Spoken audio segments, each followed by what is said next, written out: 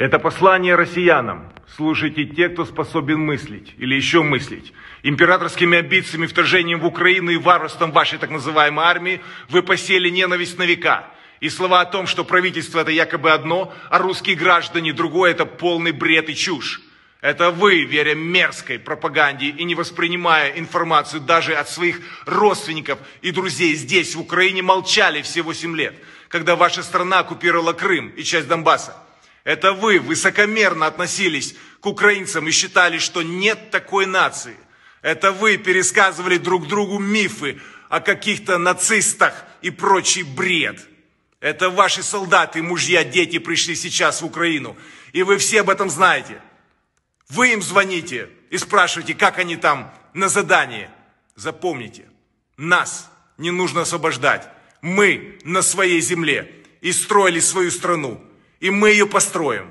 Украина – свободное государство, которое выбрало демократический европейский путь развития. И мы будем биться за свой выбор. Сегодня мы, как никогда, едины и решительны в этом. Это не мы пришли на вашу землю. Это вы убиваете наших детей. Бомбите и сравниваете с землей наши города и наши дома. Знайте, вас здесь называют орками. Всех. Нету сейчас хороших или плохих русских. Пока вы молчите и внемлете пропаганде сумасшедшего человека и сошедшего с ума диктатора, весь цивилизованный мир сегодня на стороне украинцев. И восхищается тем, как мы строим свою землю. Да, нам будет сложно, но мы не сдадимся, потому что мы не боимся. И ваша армия это уже поняла. Оставить ультиматумы людям, которые умирают за свою землю, бесперспективно. Запомните, как бы вы ни пытались сейчас уничтожить Украину и украинцев, если вы так продолжите, ваша страна тоже не выживет. Кто посеет ветер, тот пожнет бурю. Не хотите быть страной в полнейшей изоляции?